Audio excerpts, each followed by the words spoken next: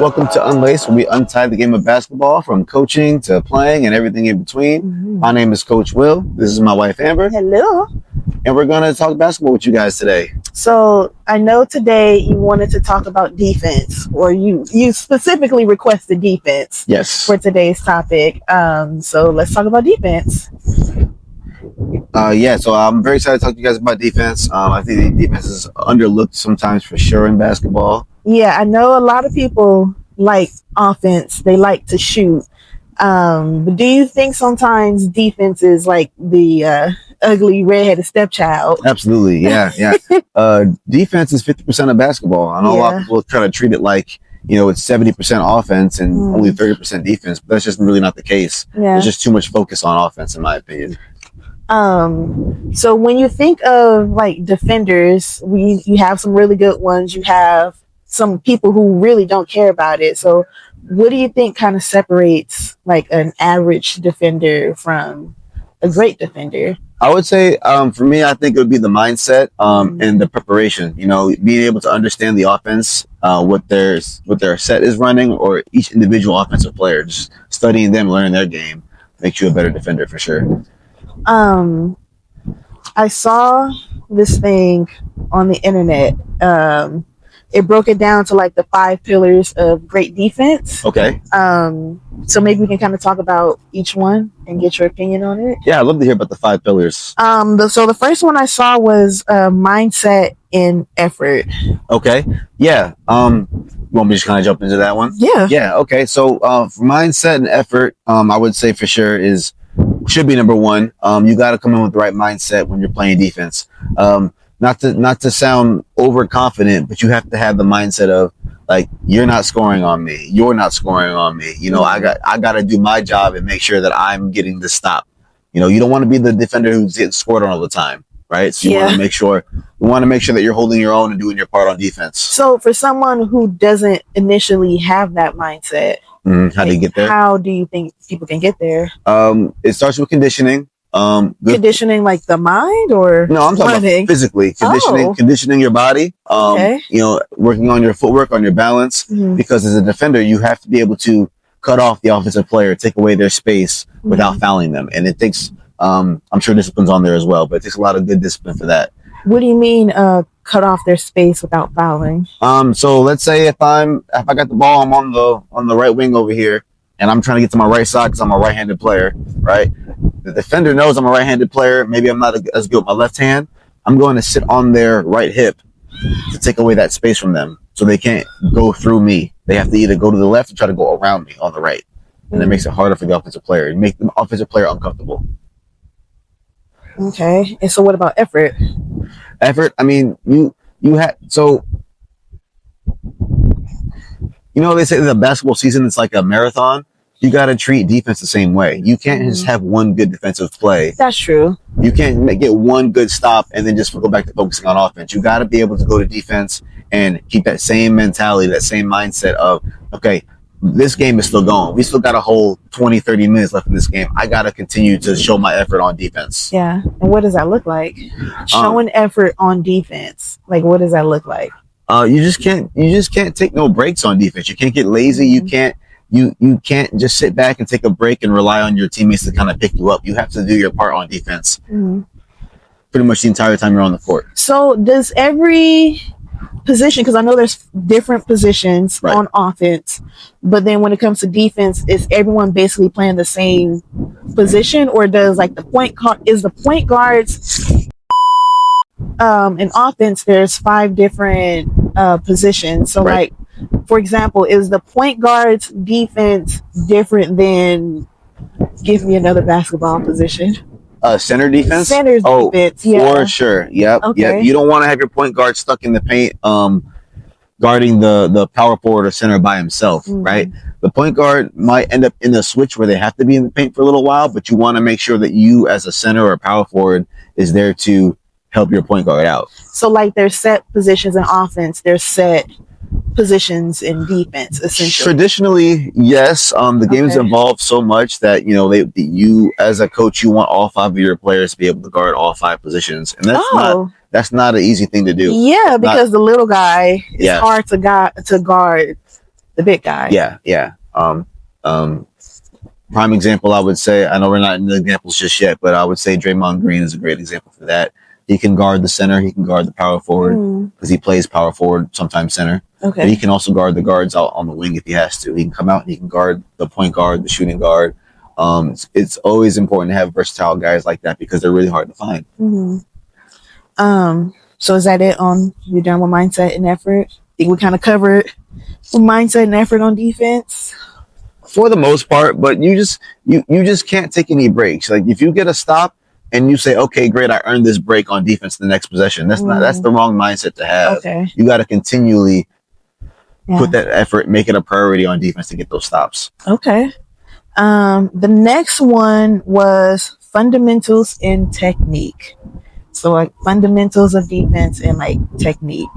Yeah. Those pretty much go hand in hand. I would say your posture, your form, and like I said, going back to the footwork, you got to have quick, light feet and good, strong balance in order to be a good defender. You know, you can make a quick step going to the left as a defender, but they come back to the right side. You might get caught off balance because you don't have the right footwork. You know what I mean? So, yeah, you want to make sure your posture is good. You know, I always tell people basketball ready stance is the best one to go into. Feet spread out wide, hands out, back nice and straight, and have active hands, right? Keep your head on a swivel. You got to be able to see a pick coming or see a cutter coming. You can't just watch your guy when he's got the ball. You got to be able to see all five players. Yeah, and is that more of a fundamental thing, or is that more of a technique thing, or is that both? I would say it goes hand in hand with both. If I had to pick one, I would say probably technique. Yeah. The next one was I guess it kind of feeds into it. IQ and anticipation. Yeah, so this is important. I would think more so for guards than for the bigs, but obviously having a big with good anticipation is helpful, very helpful as well. Guards, I think, have to cover more space. They have to cover the whole 3-point line, mid-range shots, and even some great shooters have really good range. So you got to cover a wide range of the court. And let's say for a 2-3 defense, right, we got 2 guards up top and 3 defenders down low. They got to cover all the way side to side. So would the guard be one of the 2? Yeah, at the top. At the top, yep. So anticipation is huge because for me personally, I feel like I'm better as a off-ball defender, meaning I'm better at getting the passing lanes and reading the passes and getting those steals. Being an on-ball defender, you don't really have as much anticipation. You got to anticipate the screen coming, obviously. But being able to read the offense and what they're trying to do and being able to counter that as quickly as possible. So I feel like that's where just basketball IQ in general is very important. Because if you know like your plays and you know basketball, you can like, okay, I know what they're about to do. Yeah. Or if you study the player or the past play or just the tendencies of the players, then you can anticipate what they're going to possibly anticipate what they might do because you never know. I would say as an experienced basketball player, like when you are on defense, you have to be thinking with an offensive mindset. Yeah. You have to be like, okay, if I was in this position, I would I would kick it to the wing out here in the corner. So as a defender, I'm going to try to get to that passing lane as much as possible, or try to get on the offensive player's hip and make it go the opposite direction. Yeah, because you don't want to fully commit, and then your ankles are broken. You can't fully commit. That's the hardest part about defense. Because if you can fully commit to that pass over there, now you're giving them all this space. They can create a play on their own, and they can either boop boop boop. A good example, when I was playing in men's league, one of the staff there had mentioned to me in halftime. They said, men's league here? Yeah, okay. Yeah. They said to me, I think it's a huge advantage to be a player and a coach and all this stuff because you can anticipate where the pass is going. He's saying how we were transitioning to this side of the court. I was on defense, but my guy had me beat. I was behind him for some reason. And I had sprinted out to get to that corner over there. Because you knew that's where he was going? I knew he was going to that pass to the corner. There's a guy open in that corner over there. Yeah. They like that corner 3 shots.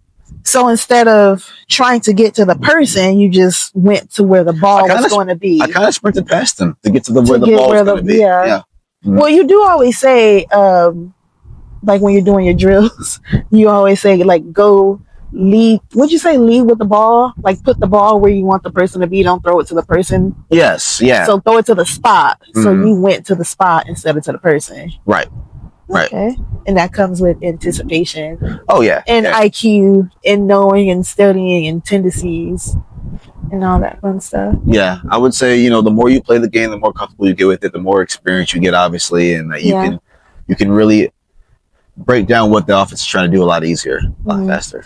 Is it harder? Well, I think I know the answer to this question, but is it harder when it's new people, new teams that you don't know? Like, do you have to kind of play it back safe a little bit so you can try and study them in real time? Sometimes when you get down to like the really like the details, you know, people have different tendencies, but generally speaking,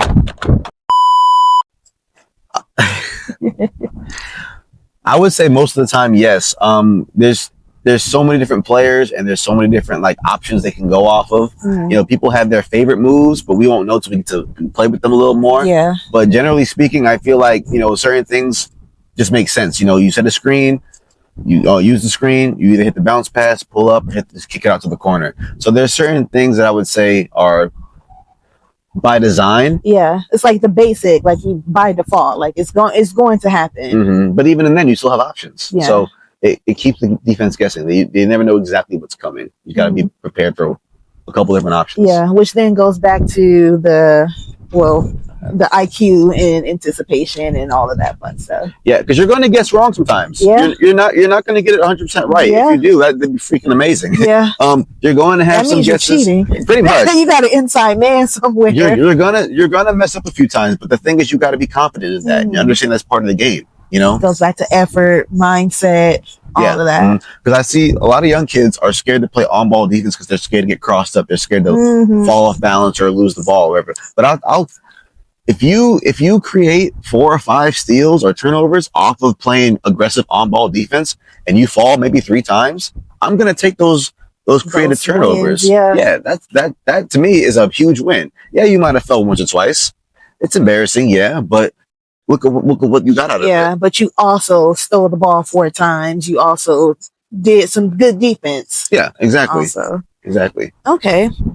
The next one I saw, which I think you might think is your most important one because I know you as a coach and a player, is communication and team defense. Yes. Oh my God. If you're listening to this video, I'm telling you right now, you're a young player listening to this video, your coach is going to praise you like crazy if you talk on defense. The main reason is because those talkers on defense will encourage their other defensive players to play better. They'll give you more effort. They'll even start talking more too. And now everybody's talking. Yeah. So we're looking for leadership on defense, and that starts with talking. You know, I tell my guys all the time, I need your young kids. Yeah, I need you guys talking on defense. Okay, need you talking on defense. I don't care if it's just blabber at this point. Yeah. You know, it's the communication, the effort to communicate with your team. Right. And it can be like, I got ball.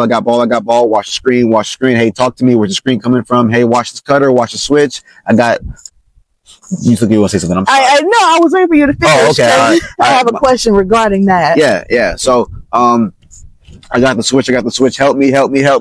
You know, we got corner. Watch the cutter. Watch baseline. Just talking on defense. Do you think the hesitation or lack of communication goes back to them not knowing fully basketball IQ? So not knowing this is the cutter, not knowing the things to vocalize it. I think it's a mix of a couple different things. I feel like some young athletes are worried they don't know enough to be communicating that well. And that comes with practice, comes with experience. Yeah. You got to practice like you practice the game. Yeah. Right? You got to practice communication like you practice the game. That comes with maybe they're afraid that their teammates might not take them seriously. Oh, this guy might have more experience than me. He might not want to hear what I have to say. Or worried we'll get some kind of feedback like, oh, this guy's being a teacher's pet. He's just talking because coach told him to talk. But it's beyond that. You know, it's part of the game. You got to be able to communicate with your team. You know, and you know, the more you talk, the better of a feel you have for each other. You know. So as a coach, do you think it's important then to know which players know the game and which players don't know the game? That way you can, because maybe if they don't hear the coach talking, about the specific defensive things, then they don't know what to say. Possibly. So as a coach, how important is it for you to also be saying the thing so they can repeat it back? Yeah, no, coaches need to be talking just as much on defense. Coaches is pretty much the sixth defender, right? You got to be able to communicate, call out the screens, stay low, stay wide, good defense, clapping for your defense when they're playing good.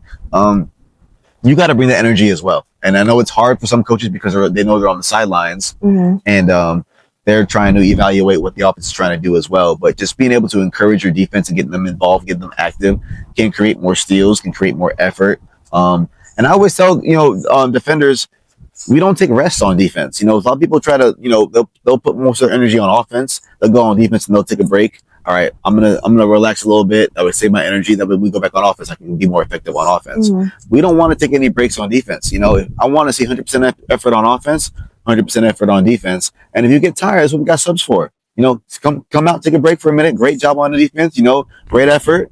When you get your energy back, come back in, do the same thing. So what would you encourage a player who doesn't know? I don't know that this person coming here is going to set a screen. Like, how do you encourage that person to I guess speak up or to say something? Or do you think just coaches just all around, no matter if you got the best little player or the worst little player, to just constantly repeat the defensive things? Yeah, coach's job should be communicating and exemplifying what they should be saying on defense, but also. All right, guys, sorry about that. We are back now. I don't know if you can tell about the wind we're having over here. Yeah, we live in the windy city, Chicago. Yeah. Second windy city. Yeah, so the wind's been knocking over our camera here pretty often. But it's okay. We talk to the wind just like we talk on defense. It didn't listen, but, we talk to it. We're still talking. We're still talking. We don't get the results we want. We keep talking. You keep talking. So and you kind of said it earlier, but what are some examples of things that people should be saying on defense? Oh yeah, so on defense, talk to me, let me know, because the biggest can see where the screen's coming for the guys up top. So talk to me, let me know the screen's coming. Screen left, screen right. Watch the hedge. Switch on defense. Watch the cutter. Watch baseline. All these things that we should be saying on defense to kind of just make sure everyone's paying attention and focusing. So does a certain player, like my previous question, where it's like, do certain players on offense have certain positions in defense? Do certain players have certain key phrases, or everyone should be saying everything? I feel like everybody should be saying everything. There really isn't no right or wrong answer when it comes to talking on defense. I feel like, as long as we're communicating well and being meaningful what we say, that's all that really matters. I know in your lace-up class, you have the T-cone drill where they run up side to side. And when they get back on defense, they're supposed to say, ball, ball, ball, ball, ball. Ball, ball, ball. And maybe 1 out of 7 kids. Well, because they get scared. They get scared. They don't want to say, especially younger kids, they don't want to be the ones just screaming at the top of their lungs. Do you think it's embarrassment? I think it's embarrassment a little bit. Embarrassment and just, not understanding fully what's going on. So how do you make them understand? By demonstrating, being loud when I do it, run up, close out, slide left, slide right, back to the middle, ball, ball, ball, ball, ball, hands up on defense. So for coaches who have the shy kid, how do you encourage them? Or for the player that's listening, that's shy on defense, either for lack of knowledge or just embarrassment, what do you say to either that coach who has that kid or the actual kid? It comes with understanding the player and knowing how to meet them at their level, finding the best way to communicate to them. And you might try a few things, like on defense, you might try a few things, they might work, they might not. But once the more you try, the more focus you put into it, the better you'll get at it. So I would say with those shy, intimidated kids, get up close and personal with them, meet them at their level, kneel down in front of them, talk to them. Say, hey, so can you tell me what's going on? Can you tell me why we're not doing this? Or what can we do better? Or what's preventing us from doing this? I think if you give them, maybe if you start them with one specific phrase, your phrase is ball, ball, ball, ball. Every time you're on defense, whatever. But maybe if you give them one phrase at a time to kind of get them out that shell. To kind of get them out. That way you're not putting the pressure of knowing the entire defensive vocabulary on them. You're just giving them somewhere to start. Yeah. So once they start feeling comfortable with calling screen, your job is to, if you see this person coming to set a screen, your job is to say screen. You don't have to say nothing else for now. Because when they start getting older, they'll get more comfortable with it, and then they'll get more into detail about, like, you know, deny ball, deny. Yeah. You can get into, like, front the post, front. And, you know, just go over under screens. Yeah. Do you think it's more of a youth thing to not talk, or also do adults not be talking either? Like on adults leagues or just pickups, or like is that also experience level? Is it just personal? I think for the kids, it's more being shy and inexperienced. I feel like for adults, it can be kind of like a pride thing. They feel like they don't need to communicate. They should already know it by now. Like, I don't need to tell you guys to set the screen. You should already know to set the screen. Or the other way around. Like, don't tell me to set the screen. I already know to set the screen. Yeah. You know, so I feel like it's more like with guys, older guys, they feel like they're at a level where they don't want to learn, or they feel like they can't learn anymore. They have the experience there. They've already been through it. But learning and calling defense are two different things. That's just helpful. Yeah, exactly. Being able to communicate with your team, it shows the chemistry. I feel like that's more important than, you know, people getting in their feelings and saying things like, oh, you know, don't tell me how to do this. I know how to do this already. So what do you do? What's your role when you're playing defense? As a player, how vocal was Coach Will? I can do a better job being vocal too. I feel like it's a lot easier to be said than done. Yeah. But I feel like so my role, I'm usually up top guarding the guards, right? And so there might be a screen coming up from the top to get to the corner. That's my blind side back there. I need my defenders down low to tell me about the screen coming up. But I'd say, okay, so that's with a team defense, or for someone else to tell you that there's a screen coming. Yeah, so I can prepare for that. I can position myself to kind of either deny the screen or take away the screen or to get around the screen. Okay. Yeah. So my role on defense, I'm up top of one of the guards. So I'm usually the first defender I'm the first line of defense. So is it more important for you to talk first, or for the people who can see other things to talk to you first? Well, that's a tricky question because usually your leaders are guards, and you want your leaders to be talking more. But the bigs can see more. They're closer to the baseline. They can see more of the court, so they should be talking just as much. I don't know if there's necessarily one that's more important than the other, but I think that it's important to have your leaders talking and to have, you know, sometimes bigs can be leaders too. But generally speaking, it's usually a guard who's the leader. So what's your go-to phrase? Is it something you always say? Or you be running through the whole vocabulary? My first thing is I tell my bigs, the guys who can see more of the court, just talk to me.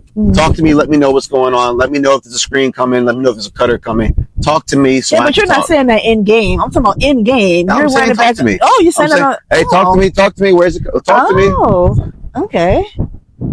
That's cool. Yeah. That's my go-to. Yeah. Is to talk to me. But then what do they need from you to say that other than talk to you? For me to say to them? Yeah. Or what you say is in response to what they say. Like if someone says, you're saying talk to me, and someone says screen right, okay. Do you act or do you talk? Like which, or both? It's more so of an act, because I got to prepare for that screen. But then after I prepare for the screen, then it comes to the talking part where help me. I'm going to set up here, sit to my right a little bit. I'm going to deny this screen, but that gives him the lane over here. So I need help on this side. You know, help me. I need help over here. Okay. I've heard some of those phrases before, but it just sounds like y'all just be screaming at each other. Yeah. Outside looking in, looking in. And one more question, then we can move on to the next one. Have you been in a situation where people talk too much, or is there such thing as talking too much on defense? I would not say there's such thing as talking too much, but there could be, I guess, in a sense, if there's too many voices, where there's two different opinions going on. Okay. Where it could be like deny baseline, then they got a cutter coming up top. So do I deny baseline, or do I shift up top to deny the cutter going to the mid range or to the elbow? You know, so if there's too many voices, If they're not on the same page, then it can be very confusing. And, I might not be talking to my center to cut baseline. I might be talking to the other wing to come up and guard the elbow. So then is there a voice that trumps all other voices if there's a difference? Like if you say deny baseline, but then someone else says get the cutter, who is the team supposed to listen to, essentially? I think that just comes with understanding your teammates and reading the situation. Because like say if we did say deny baseline and the center takes away baseline, great, you do what I asked you to do. But now there's a cutter going to the elbow and you say deny or watch the cutter. The center can't make that move. Someone else gonna have to go step up and take that role. And if no one else is available, then you got to go be the one to do it. But I would say the wing on the opposite side or the guard on the opposite side should be the one to come up and take away the elbow in that situation. So I understood half of what you said. So it just comes down to basketball IQ. Yeah. It really comes down to basketball IQ and anticipation and knowing all the things. Because I caught like half of that. Okay. I wish I could give a better demonstration. Yeah, no, it's fine. It's fine. I'm sure people know what you said. I'm not one of those people.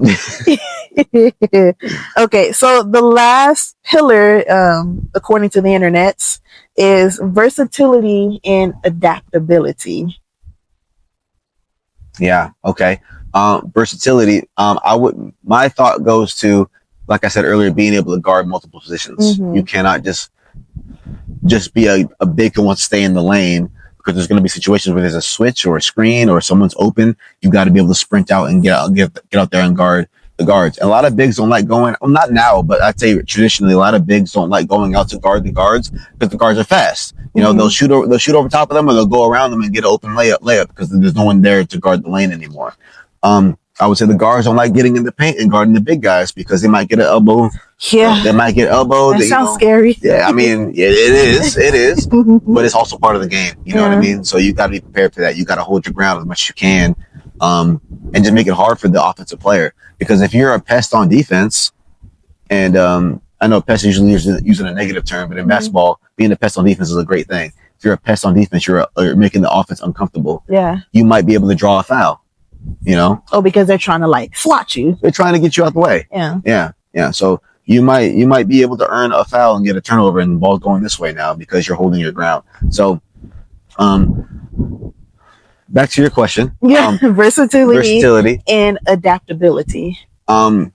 Yeah, it's a requirement in today's game to be able to be versatile and guard all different positions, and it wasn't usually the case.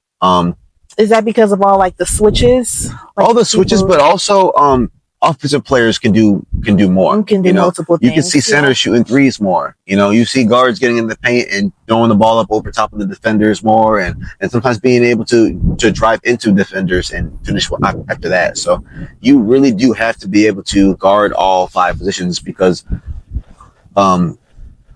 all five offensive players can play all five positions. Does that make sense? Yes. So is it hold still, thank you. Is it shoot, I lost my question. Guarding all five positions, is it essentially you're doing the same thing for each position? Active hands, good posture, good footwork, or does guarding the center looks different than guarding the point guard? It really, this is a tough one because there's so many different factors to that. Offensive sets, they run different sets. They might have the center out more, and I feel like, generally speaking, you're guarding a space, not the player. You're guarding a space. Okay. So if you're out on the wing, you got to keep your hand up and be able to. So I would say one hand up in the shooter's face, one hand denying the lane.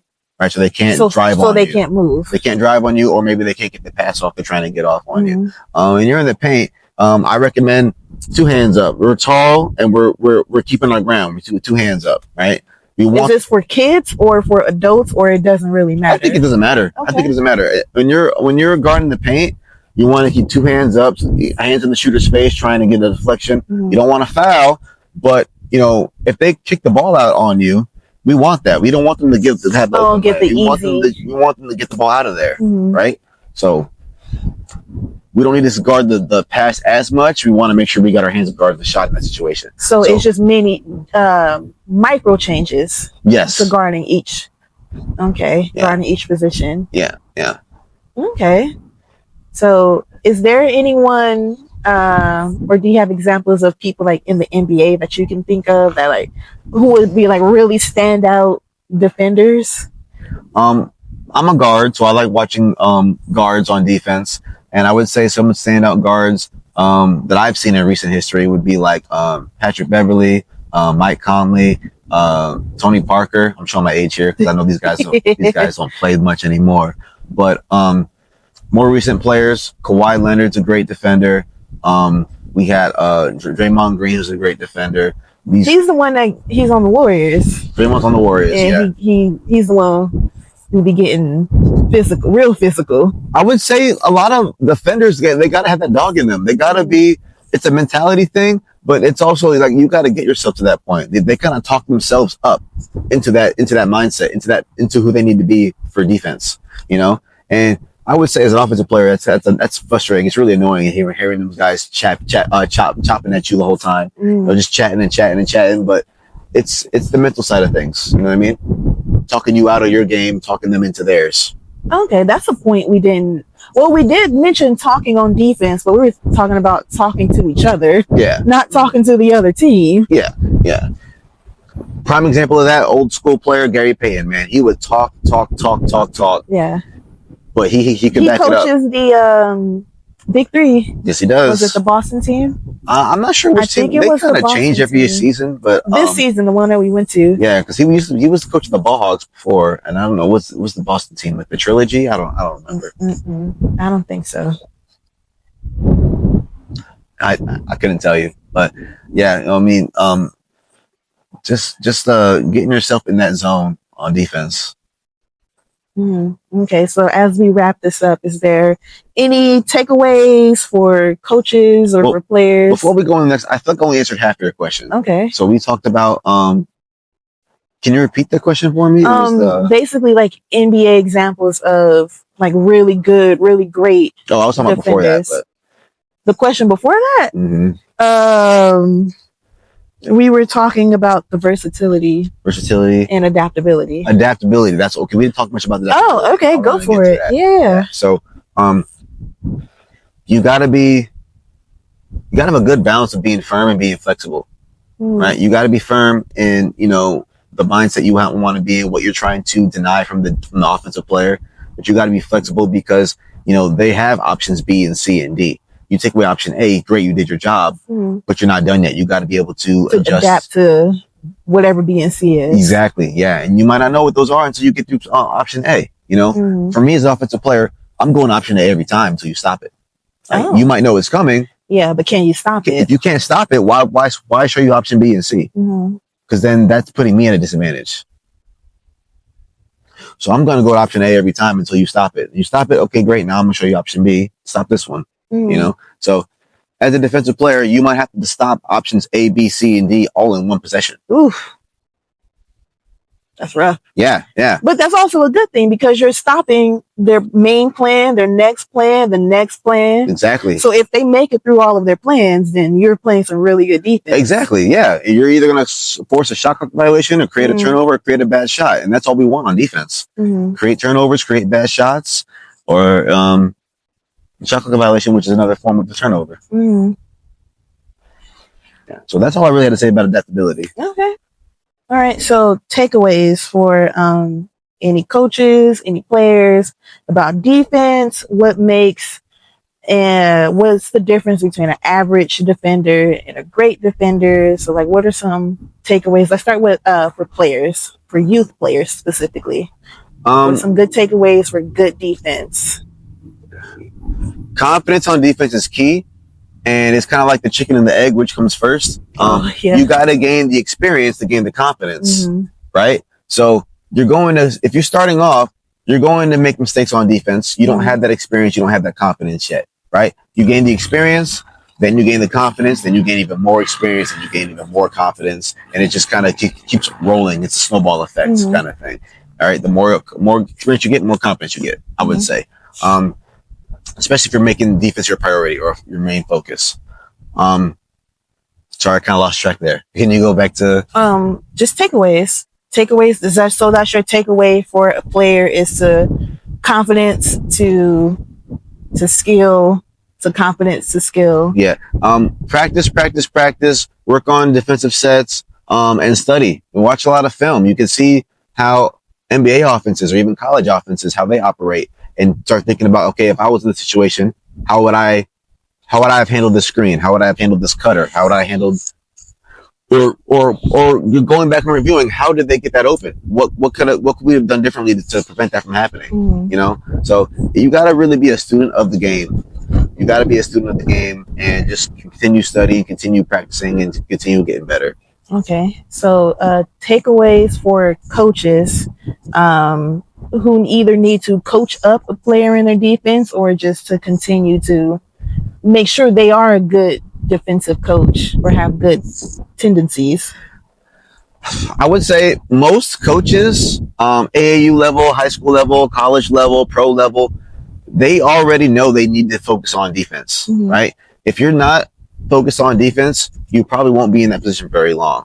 That's just being truthful and honest. You know, you have to make sure you make defense a priority because no one likes getting scored on a bunch of times. Yeah. You know, and as a, I don't know, a boss, a owner, that's one of the things that they may most look for. So I would say you have to have the right mindset to be a good defensive coach. You have to have a good a defensive playbook. You know, you got to constantly switch up your defensive sets because you might get a stop here and there, but the offense is learning, they're watching as well. Like how you're learning operating on defense to adjusting to the offense, they're adjusting to you as well. So you have to be able to switch it up on them, keep them guessing as well. One last question and then we can end it. Because you run the sports leagues and so you deal with a lot of parent volunteer coaches. So for basketball, what is the simplest thing you can tell a volunteer coach who doesn't really know all the ins and outs, but they're coaching because my kid's team needed a coach, so here I am, but you want them to know just a little bit about coaching defense. What is the simplest thing that you would tell a volunteer coach?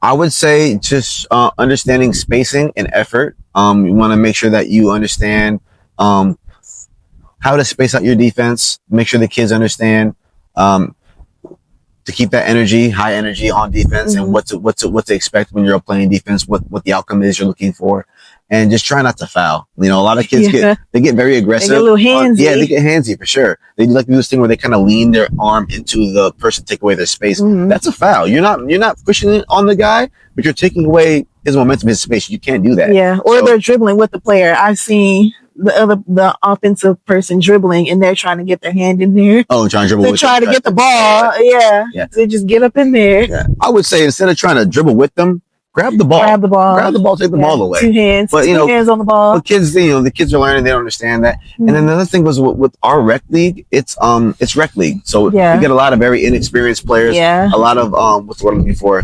Not competitive players. And so it's really hard to try to teach more experienced, competitive, competent basketball to kids who are just learning. Who are just there. Who are just kind of there. Yeah. Right? My yellow players, right? Yeah.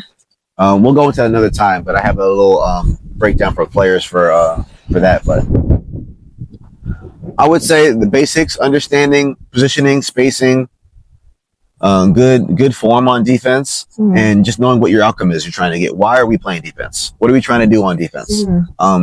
And then some more basic offensive sets like a pick and roll. How to counter a pick and roll. You know. What a half court defense is, what a full court defense is, and then the basic defenses for half courts I would say are, you know, man-to-man defense, which I think is great for young kids. 2-3 zone, 3-2 zone. I don't recommend for young defenses because that's what we call lazy defense. There's the 1-3-1. There's like a box one. I don't want to get too much. Yeah, you're getting a little too technical. Yeah, I don't want to get for the basic specifics for rec league and for coaches and stuff like that. Yeah, but defense is important. Is more of the story. Quick tip for you guys. One of my favorite defensive sets to run in youth basketball for young kids, I would say, is a pinch 2-3. So we bring my guards, instead of having them out on 3-point line, we bring them more to like inside the free throw line. We're kind of playing in more. We're taking away the lane, we're encouraging these young players to shoot threes because all kids want to do is shoot threes anyways. They may make 10 to 15, 20% of those threes, but we're going to create a lot of offensive rebounds or defensive rebounds for us, right? So we're focused on keeping in the paint, taking away the lane, taking away the paint. They can't score in the paint, and we're focusing on turning around and getting those rebounds. And so it's an easy defense to run at this young age because kids want to shoot threes anyways, and they have nobody in the paint to get those rebounds. So because if you're closing it off, it's only your people on defense, pretty much in the paint. I think as a coach, it's a lazy defense to run, but it's simple. It's effective and it's very simple and it works. And then people try to avoid the 2-3 because their defensive players aren't really spaced out very well. They kind of stand in the zone and kind of watch the ball. Yeah, because if the ball is not in their zone, then they're just la la la. Yeah. La la la. Yeah, but that. Oh look, a fuzzy. Yeah. But that 2-3 pinch defense worked great for my 3rd and 4th graders when I was up north playing coaching. And I think that once they got the hang of it, we started winning more games. Nice. So defense, guys, it's important. Defense is very, very important for sure. And if you're the offensive type of player who slacks on defense and maybe only get about 25-30% on defense, this video is for you. Well, I think we covered everything that we wanted to cover today. Yeah, I think so too. I'm gonna get ready to wrap it up here. If you have anything else you want to add, I would say, I encourage you guys to do some research, study some of these players that we mentioned today, or find some of your own players you want to follow on defense and see what they have to offer. Let me know what you guys think in the comments. Anything you guys want to add on, and check out the next couple of videos. We got a couple more videos coming out for you guys shortly, so keep that in mind. Be on the lookout for that. Anything else you want to add? No. All right. Well, thank you guys for joining us today. You have officially been unlaced, and we hope to see you guys soon. Take care. Bye.